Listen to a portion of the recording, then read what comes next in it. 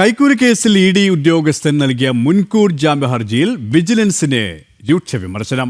മറുപടി നൽകാൻ സാവകാശം തേടിയതിനെ തുടർന്നായിരുന്നു വിജിലൻസിനെ ഹൈക്കോടതി വിമർശിച്ചത്. കേസ് ഡയറി ഹാജരാക്കാനും ഹൈക്കോടതി സർക്കാരിന് നിർദ്ദേശം നൽകി.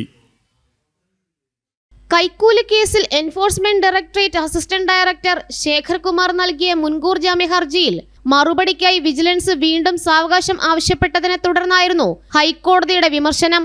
മുൻകൂർ ജാമ്യാപേക്ഷ പരിഗണിക്കുന്നത് മാസങ്ങളോളം നീട്ടിവെക്കാനാകില്ല. ഹർജി എത്തിയിട്ട് 3 ആഴ്ച കഴിഞ്ഞു. അടുത്ത ചൊവ്വാഴ്ചയ്ക്കുള്ളിൽ ശേഖർ കുമാറിന്റെ മുൻകൂർ ജാമ്യാപേക്ഷയിൽ സർക്കാർ മറുപടി നൽകണമെന്നും ഹൈക്കോടതി കർശന നിലപാടെടുത്തു. കൂടാതെ വിജിലൻസിനോട് സർക്കാർ അഭിഭാഷകൻ മുഖേന കേസ് ഡയറി ഹാജരാക്കുവാനും ഹൈക്കോടതി നിർദ്ദേശം നൽകി. തുടർന്ന് ശേഖർ കുമാറിന്റെ മുൻകൂർ ജാമ്യാപേക്ഷ ഹൈക്കോടതി സിംഗിൾ ബെഞ്ച് അടുത്ത ചൊവ്വാഴ്ചത്തേക്ക് മാറ്റി. ഇഡി അന്വേഷിക്കുന്ന കേസുകൾ ഒതുക്കി തീർക്കാൻ ഇടനിലക്കാരെ ഉപയോഗിച്ച് കൈക്കൂലിപ്പണം വാങ്ങിയെന്നാണ് കേസ്. എന്നാൽ താൻ അന്വേഷിക്കുന്ന ഇഡി കേസിൽ പ്രതിയായ ആളുടെ മൊഴി മാത്രം കണക്കിലെടുത്താണ് വിജിലൻസിന്റെ നീക്കമെന്നും ആരോപണം വിശ്വാസയോഗ്യമല്ലെന്നുമാണ് ശേഖർ കുമാറിന്റെ വാദം. ജനം, കൊച്ചി.